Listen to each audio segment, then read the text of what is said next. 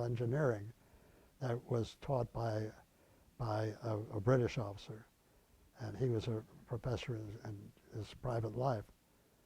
And the side story regarding that, because I started going to those classes to further my education on electrical engineering. That's what I majored in college. And this gentleman who was down below me was watching me go, and his name was Al Sinella from Chicago. And he never went to college, but he was only out from high school for a couple of years when he was called in. And so he asked me, what was it like? And he said, I wish I could do that, but he said, I've not been to college. I said, you come along with me. And I said, when the class is over, we'll come back here and I'll help you through it until you get you up to speed. We did that from that point on till the day we were liberated. And I saw him later, years later. I was interviewing engineering graduates from the Illinois Institute of Technology who walked into the room I was interviewing, but Al Sinella. I said, Al, I said, what are you doing here? He said, I work here. And I thought, well, he must be doing secretarial work. So he was teaching electrical engineering. That's a little side story. But then other activities, we had YMCA again with athletic equipment. We had played basketball, football, soccer. Those are things, but I'm not a jock, so I didn't have much fun with that thought. But my main activity was in something called trading, T-R-A-D-I-N-G. And since when I found out this inner committee at camp found out I could speak German, they asked me to become one for my barracks. And I was their representative going out trading with the guards for what we needed. So my first purchase, some guys, they had cigarette lighters that they didn't get taken away from them. But I could get cigarette lighters from the guards if they needed them. But then we needed petrol or fuel for the lighters. So I got to this guard and I said, I need some petrol and for the lighters. He said, okay, and I said, I'll give you a 2-pack. We had cigarettes from the Red Cross. We had that and chocolate bars. They were our commodity. So I offered them 1 pack of cigarettes for lighter fluid. And what they do with that, they would sell them to the black market in Berlin. That's why they wanted them so badly. And so he said he'd bring some the next day. So I went to the guardhouse the next day, and I walked up there, and I figured I was going to get a little flask I could put in my pocket or underneath my shirt. The thing was a jug. So I said, you stay right here. I went back, and I got an issued overcoat. And it was still August, but I came out of that. And I put the jug underneath that and walked very casually back to the room. And I got in there and go like that, and opened up and gave the guys all the petrol they could handle for a month. So, but that was what I did. And that was just incidental. Once in a while, we needed something more serious. And at one time, we needed a pistol. The escape committee put the request out for it. And so we were all stop all training till we got it. And so the guy that I would trade with normally, he one time he woke me up at the middle of the night, opened up the shutter, he knew where I slept, and put a flashlight in my eyes till I woke up. He pulled back his shirt sleeve and he had wristwatches all the way up. He said, take any 3 you want. He said, I need cigarettes. And I said, no, I want a pistol. You know that. And he slammed it. He was disgusted. But about a week later, I don't know who did it or how, but the pressure was off. They got what they wanted. That was for the escape committee. Were there any escapes? Oh, yeah, well, that was another thing I was exposed to when I first got there. I was in my room, and some guys came in with long coats, again in the hot weather. And they opened up, they had all these sacks of sand inside. And they go to the window, they dumped it outside the window. Then I looked out the window, and there were guys out there just shuffling around. They spread it out so it wouldn't be so apparent. They were digging a tunnel. But they finally found out later, they got to the outside, and when they burst out on the other side, there was a sign there that said, congratulations on your 50th tunnel, signed with the German commandant's name. They got them all as they came out. You had mentioned about, the stove and cooking, so there wasn't a mess hall, so to speak. Oh no, not in our It was up to situation. barrack to- I know I've read stories where they've had that, but not in ours. Okay. So we take turns on being the cook of the week. And they would provide whatever soup or potato or whatever it is. Oh, that's about all that they would really provide. The potatoes and something that was ersatz coffee, which we didn't like. And the potatoes they didn't load us up with them. But we had enough that we'd make pots and pans out of tins from what were in the Red Cross parcels. There are a lot of ingenious guys. In fact, the Germans used to say that let a turn an American loose on a trash pile and he'd end up building an aircraft right underneath your nose. Other things, that I've read about over the years in terms of the camps, was there a camp newspaper? You know, I saw an issue of a newspaper, but it was printed after we were liberated. They call it the Barth News. I never saw a copy before that. Our news would come to us a different way. We had a hidden radio that they get all the real news from BBC, British Broadcasting Company, and the notes would be put on a piece of paper and given to a number of couriers, and each one would go to a certain number of barracks, and they'd have lookouts, and they'd go inside the barracks, and we say news up, and everybody come out in the hall, and they'd listen to where the battles were being fought, because the Germans would report entirely different picture of what was going on the fronts. But we got all the information that way. Then they'd burn the little piece of paper. And that's the way we got our news. What about entertainment? Good subject. We had again, the YMCA gave the instruments, and we had a big band. Some of the guys played with the big bands of the country prior to going into service. And we had singers, and Sonny Schlossberg was always master of ceremonies. He was so good. We had acts and all that. And one of the guys, he had fine features and was small, and he always played the role of the woman in the skits. Well, I won't tell you what that begot him at other times, but he did a good job, and the skits were good, the music was great, and Sonny Schlossberg had such a great sense of humor that the commandant of the camp loved to go sit in the front row to watch the performances, and particularly to listen to him. He'd laugh so. He was his favorite. He was a big fan of Sonny Schlossberg. And one time toward the end of the war, in January, a few months before the end, a edict came down from the headquarters in Berlin that all the Jewish boys were to be segregated. And they were all put into a separate compound. We knew not what was going to happen to them. The only one that stayed was Sonny Schlossberg. They didn't take him out. Yeah, I was going to ask you about that. I know many GIs I think it was an option, I may be wrong, didn't want any religion on the dog tag indicated, H for Hebrew, etc. And sometimes they got rid of their tags once they knew that. And I was curious when you mentioned him, his particular situation, that he was still at the camp. But nothing happened to those guys. They never got ordered to ship them out. So we were very thankful for that. That we found out after we got liberated.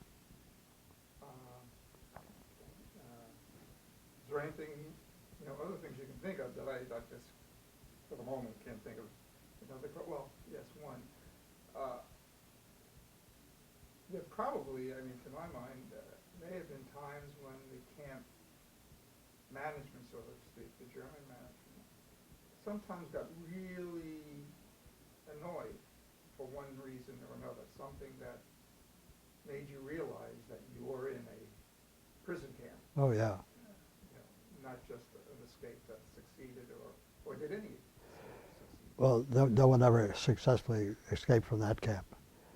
But they would do, like when there was one escape planned and we were getting a head count, and we didn't want to really let them do it because guys were in the process of escaping.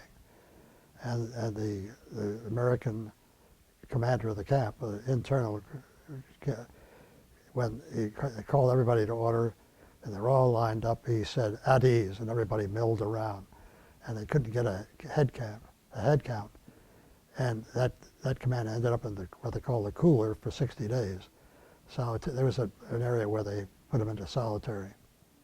That was where you got, and the food was very minimal, of course, and they didn't get shaving equipment or anything else. So it was tough duty.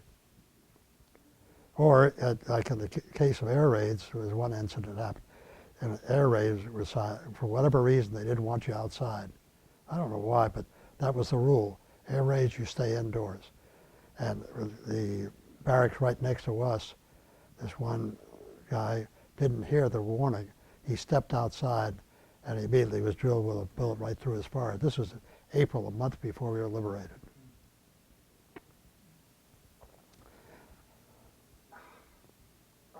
How, what events or what did you hear, or where the guys kind of knew and you that we're getting close?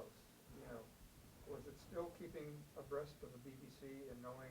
Oh yeah, we knew what the lines were, and of course when they got real close, we could see the sky to the east, where the Russian line was. And then the night that everything really happened, we heard all the wagon wheels and kids and all. They were all trying to stay away from the Russians. And that morning when we woke up, we were told to come outside, and we watched the lowering of the swastika flag and the raising of the American flag. And there wasn't a dry eye, and 10,000 men there watching that. Now, this is because GIs reached you? The what? GI troops reached the camp? No, not the GIs. They didn't reach there yet, but the guards had all disappeared. So where did you get the American flag? Was it made? Somebody made it. They were ready for it one way or the other.